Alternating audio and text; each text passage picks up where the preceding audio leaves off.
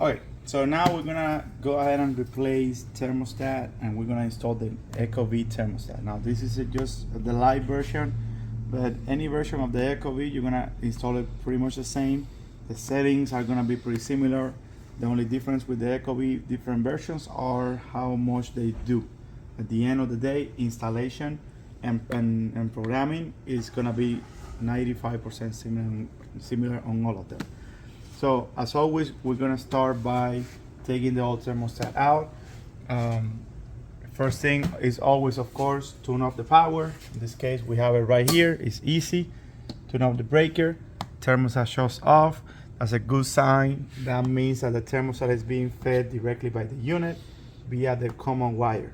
That's good, because now we're gonna install a smart thermostat. We need that common wire. These thermostats do not run unless they have the common wire. They do have an adapter somewhere inside the box that you can use when you don't have enough wiring, but that's something else. That's another thing that can break. So I recommend that even when you don't have it, if it's close by, if it's easy that you can do it, replace the wire.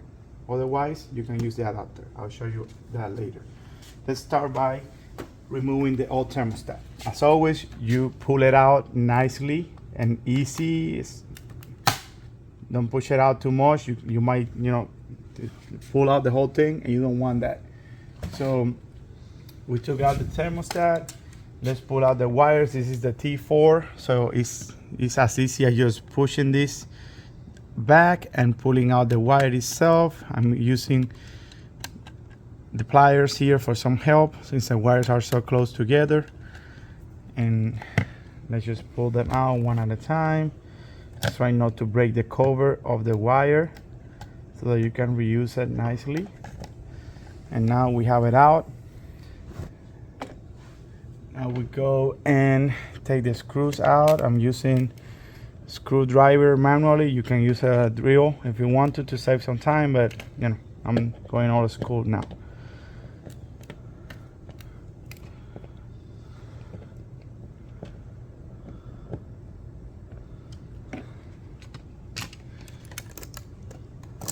Okay, so the easy part is done. We have the old thermostat out, and let's go ahead and open the box for the new Ecobee. These Ecobee boxes, they normally come wrapped in nylon. I'm ready to get out to save some time. Let's put that aside, and let's see what comes in on the box here. Okay, so we got the front end of the thermostat. When you take it out, there's some paperwork for the thermostat itself. You got the back of the thermostat where you connect it, and this is the connector that I was telling you about. This connector allows you to use the thermostat even without a common wire. You connect these 5 wires inside the handle unit, and you only use 4 coming out, and it's gonna feed the thermostat even without the common wire. How it works, I'm not sure. I would like to know. It's an awesome technology, but I recommend not using it when possible because this breaks. And if it breaks, it can break the thermostat. It's another component that you have to, replace eventually. So when possible, try not to use it. So in this case, we're lucky we don't have to use it. On the bottom of the box, we have the back plate. This is optional. You don't need to install the back plate. Same thing as with the T4 and other thermostats that come in with the back plate. It is optional. Ideally, you always ask the client what they like. If they like the back plate, great. If they don't and they want just a regular thermostat, that works too. In this case, we're just gonna go and install the back plate because it looks good at the end of the day. And if you have any issues with the paint on the wall, the back plate will cover it too. So this is all you need. 3 pieces. You got the back plate. I guess we can call this a back plate too for the thermostat, and the actual thermostat itself, pretty similar to the T4. You have the push-in connections for the wiring, and here's where the actual thermostat connects to. The good thing about the Ecobee is that the back plate of the thermostat comes with a level integrator, so it makes it easy for you to connect it and make it nice and level. So first thing we're gonna do is we're gonna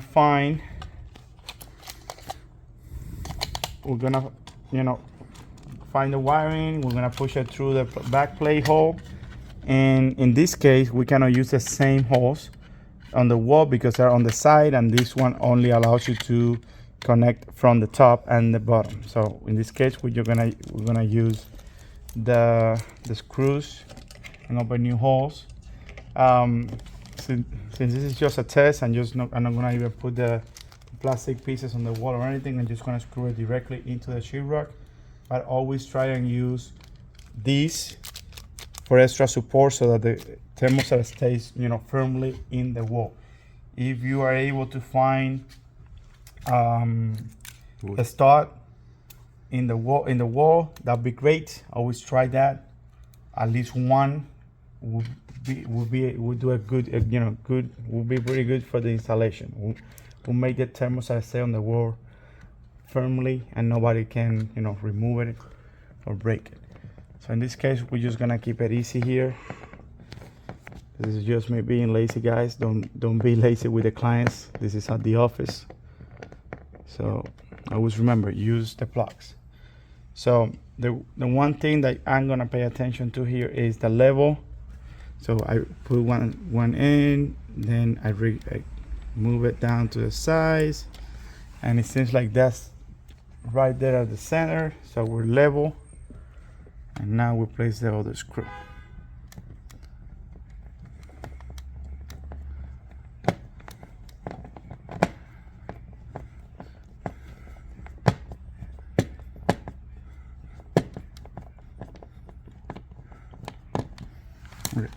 Even though I didn't use the plugs or anything like that, the screws, went in very firmly there. So it's gonna hold it nicely. Okay, so now, important part, as always, is the wiring, how you connect it. Now, the Ecobee thermostat and the Nest as well, and all these smart thermostats, they have a feature in which they recognize the wires that you have connected to it, and it basically tells you what type of unit you have once you connect the amount of wires, right? So, if you remember the T4 has different ways or places to connect the wiring depending on the type of unit. Here is all the same. You don't have like a different place to put it. If it's heat pump or if it's straight cool, it's all the same. The thermostat will know what you connected to it. So we do as always. We go from the left, start with the red wire. Now, always keep in mind that you want the end pieces of the wire to be nice and not be, bent over or anything like that. I just redo this like 30 minutes ago when I was installing the T4 to show you guys. So I'm not gonna recut it again. But if you see that these end pieces are bent or any damage on it or something, or they look bad, always go ahead and cut them and make it look pretty, is all I'm saying. So we got the red, we got the green, we got the white. This case is thermostat works with two-stage system, so it's got the Y1 and Y2, but we're working with a basic single stage system. So we got the orange over here. Okay, now we have common is on top. Let me just play with this a little bit. Okay, and we got Y1 and Y2, but no, in this case we only have the one. Okay, so nothing changed. You still have the red, you have the common, green, the yellow, and the orange. So it's all as it says on the thermostat. We're connecting this by the codes that we normally use. Red for red, green for green. You just set the name says it. The only one that doesn't say it is the common one that's always the blue. So we have that in, and now we're gonna go with the head of the thermostat. Same thing as with the T4. You find the center, you push it in nicely until it clicks, and it's staying in place. And now we turn on the power. Now the Ecobees, they have a very different system than the T4s and the regular thermostats. Now, they're basically gonna tell you how to do things. They're gonna tell you how to set it up. You're still gonna have to know if the system is heat pump or if the system is straight cool or a gas furnace. You have to tell it that, but he's basically gonna give you all very simply set and put. So you're gonna see now once it kicks on how easy it is to program it. You don't need a book to tell you what the numbers are, what the numbers mean or anything like that. It's gonna tell it to you. We're also gonna go ahead and do the Wi-Fi connection here. It's part of the setup. We do not have a Ecobee account for customers, so we might skip that part. But I'm gonna tell you when we get there how you handle that situation with the client. It's normal. It takes a couple more seconds, maybe even a minute to set up. But the fact that you see the logo here means that it's working on it, that you got power, that it's on. So now you just have to wait a little bit. Okay, so thermostat is right where we want it. It basically says that we will guide you through the setup process. And it's a touchscreen, so you touch it, let's get started. So here is where it gets interesting. You have the choice to do the setup as a homeowner or as a pro. In this case, of course, we are pros. So you wanna always choose that. It's gonna give you something about, make sure that you know what you're doing, that kind of stuff, that you don't mess it up, right? So you click next. Same thing, make sure that you know what you're doing, that the wiring is correct. If you have any issues, find a pro. Anyways, that's just cautions and warnings for the clients if they get here thinking that it's a good way, but it's not. So first thing it says, we detected a wire connected to the RC terminal, but not to the RH terminal. Is that correct? Yes, it is. We only need the one in this case. It says select your fan system to confirm your wiring. It's a single or variable speed fan, multi-speed fan, or multi-speed fan and pipe sensors.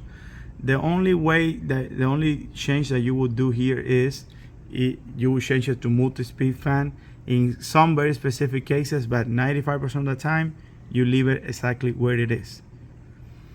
Now, here's where it gets good. The thermostat, like I said at the beginning, it knows what wires you have connected. So when these ones that you see with the white background are the wires that you really connected, RC, the G, the Y1, the OV, and it's asking you if that's the correct connection. It is. We want the OV for the reverse buff, we want the Y1 for the heater, common, all the good stuff. So you say yes. Celsius or Fahrenheit, we always do Fahrenheit, of course. What kind of heat pump do you have in your home? Air to air. Now, it's important that you guys know here that by this point, the system already knows that you have a heat pump system connected. In the T4, you had to tell it that you had a heat pump. Now it knows just because of the wiring that you connected to the thermostat. So it already saved you some time. So air to air always. Reversing valve. How is the reversing valve energized? Remember, only the rim units you do differently. In the rim units you would do on heat, but 95% of the units that we work on is on cool. Now, allow the heat pump and auxiliary heat to run simultaneously. Yes, we want that. And then you want to configure the compressor minimum outdoor temperature. You can disable it because this normally you will require to have some type of sensor outside to detect the temperature outside. You can make it automatic, and when it's automatic, I believe that the thermostat uses the local weather data that it gets from the internet, and if it's too cool outside, it might disable the compressor to avoid the heat pump from freezing over. In this case, I'm gonna leave it disabled because normally heat pumps, they come with the temperature sensor on it that it will shut off either way if it starts freezing up. So let's leave the heat pump do it. Says what kind of heating do you have in your home? It's very limited. This says furnace or boiler. In this case, it's neither a furnace or a boiler. It's an electrical heater or a heat pump or the combination of both. But in this case, the only option that we always choose the furnace option, right? It's the most similar option to what we really have. Who do you want to control the fan? The thermostat. You want the thermostat to control it. You can leave the furnace do it, but the thermostat has other settings that you might like. Now, this is a good feature that the thermostat has. You can name the actual thermostat. This is very good in case that you have more than one thermostat at your house. You can name it, let's say, living room, and the other one could be office or whatever it is. That way you can differentiate. In this case, just gonna leave it at my Ecobee. It's just a default name. It is something that you can change later. You can change it on the app itself to whatever you like later. So it's not fixed. So here is when we connect to the Wi-Fi. Now you can use iPhones. If you have an iPhone, the connection is very simply done through the iPhone. I like to do it the old school way. I like to select the Wi-Fi network manually and put the password in, just to be sure. In this case, we're gonna choose the Wi-Fi here at the shop. It's the KS one, and let's just put the password real quick. Is the phone number of the company. There we go. Oh, wait. Okay, and we connect to the Wi-Fi. Now it might take some time to do the actual connection, so now we just wait a little bit. Pause it. Okay, so after waiting some time, the thermostat says that it was a success, so we're now connected to the Wi-Fi. We're gonna do next, and now it's asking you what is the current mode of your HVAC system. So right now everything is off. You can change it to cool, to heat, or whatever, but let's leave it at off, and that's how it's gonna be. It says what is your ideal home temperature during the winter. You can go up and down with this and set it up. Let's say it's just 70, and during the summer, me personally, I like it at 75. So these are your settings that you can change at any time. So don't feel like you won't be able to do so at the beginning later. So in this case, you select the country, United States. This is for the time zone. So time zone, we're in Florida. Closest one that we're gonna have is the New York time zone. So you choose that one. Now here is where you get back to your client and you ask your client to help you connecting the thermostat to the account, right? So it's gonna show you a request code, and what I normally like to do is when I start the installation of the actual thermostat, you get with the client and you tell them, look, download the app, sign up, create yourself an account with your email and your password, put your address or whatever the system asks you for, and leave it there. Once you have it ready, then when it gets to this point that you get the code, it's super simple on the app. There's always gonna be a plus sign that the client can touch, and it's gonna ask what type of thermostat it is. It's an Ecobee, and right when you choose a thermostat, it's gonna ask you for the code or to scan a QR code or something similar, right? So that's why you do this. Once the client types in that code on the app, the thermostat and the app are gonna be connected real easy, and just click finish, and we're done. So at this point, if you did all the steps correctly, you have the thermostat connected to Wi-Fi and connected to the client's app. The client is able to use the app to control the thermostat from anywhere in the world, and he can also do it. The client can also do it from the thermostat as well. So what we're gonna do now is just show you around the thermostat real quick how it works, so that you're able to show the client if needed as well. So first thing is we got the temperature inside the building. We show you around the thermostat and how it works and how to do things here, so you can show the client too. So the thermostat has a built-in humidity sensor, and you see it above here. It's at 80% right now. This is the temperature inside the place. Again, this is an open warehouse, so it's supposed to be hot. You have different options over here. From here, you can do many things. You got the main menu. So here you're always gonna have any type of alarms or any reminders or something that the thermostat might give you. In this case, it says you have to do a registration. That is because we did not connect this thermostat to any app. Otherwise, that will be empty. Then you have the system, in which you can change the system to cool, to heat, to auto, or whatever setting you want. In this case, we're gonna leave it off. You have the options to connect sensors. Any sensors that may come with a thermostat are super easy to install. It's just a plastic tab that they have in between the battery and the actual metal connection on the sensor. So once you pull that tab out, the sensor is already activated. You come here and you press that, and the thermostat will detect the sensor right away, and you don't have to do anything else. So the sensor connection takes you less than a minute. From here, you can also work around the schedule. It always has a built-in schedule already. With sometimes, most of the time, this is not what the client wants. So you can show the client how to fix it. You come here, you got the sleep time, you got the home time, the sleep time again. You can change each time and the temperature at each time in the house.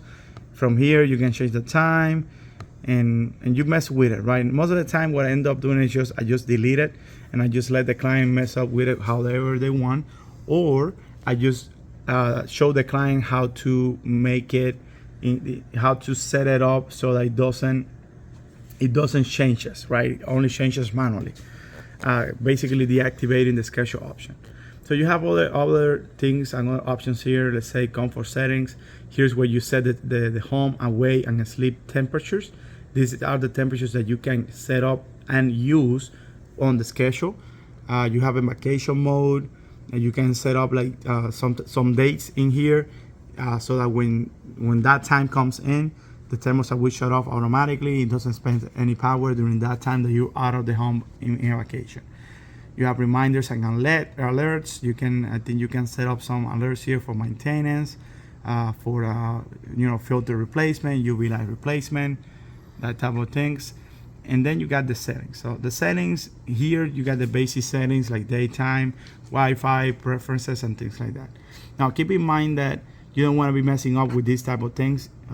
These are things that the client should work with themselves. They know better what they like and what they do.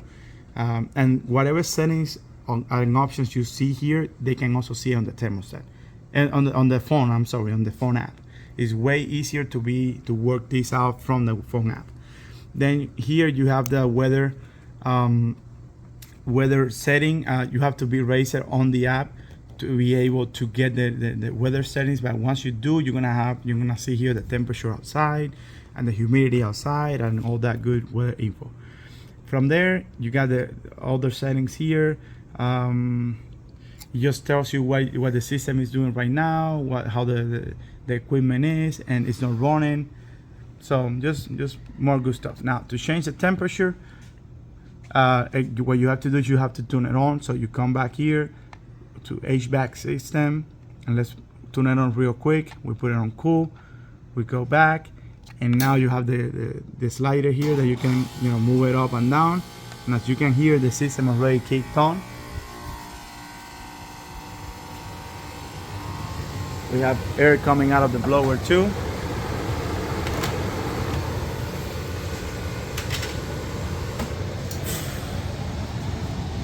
So again, this is how the thermostat looks once you have it on cool. You have everything changed now, man. Como que se hizo un update. So we just went through a little bit of an update here on the thermostat, and the features changed slightly. Now you have the settings above it, and you can change here the settings from here. You can change the fan, you can add the sensors, and you have the settings over here. It's just a new update that was done while we were testing the thermostat. Differences there are not many differences. Still you work in the same way. So one of the things that clients are gonna ask you most of the time is how to stop the schedule for running, right? And it's good to know that it's easy. So once you have a temperature set up here, as you see, it says 76 below 86. That big number is a temperature that the thermostat is sensing, and you have 76. That's what you want to set up on. Now it says until 11:30. That means that the schedule is gonna run as it's set. So right now at 11:30, it's gonna change to whatever the schedule is set to. So the easy way to stop it is just click the X here, and it will change to 75.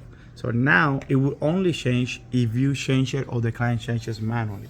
That would deactivate temporarily. It would deactivate the schedule.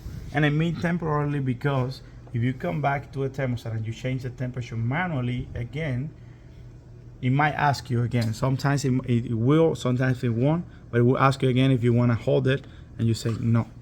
So once you do that, then it changes to whatever you want to set up. So besides this, we're gonna make another video later to show you how the app works, how to set it up with the clients, and all of this could be done way easier in the phone app. Thermostats are good, you can use it, you can make a lot of changes from here, but they're really built so that you can use it from the phone app, not from the thermostat. So that's it. I hope you had a good time watching this.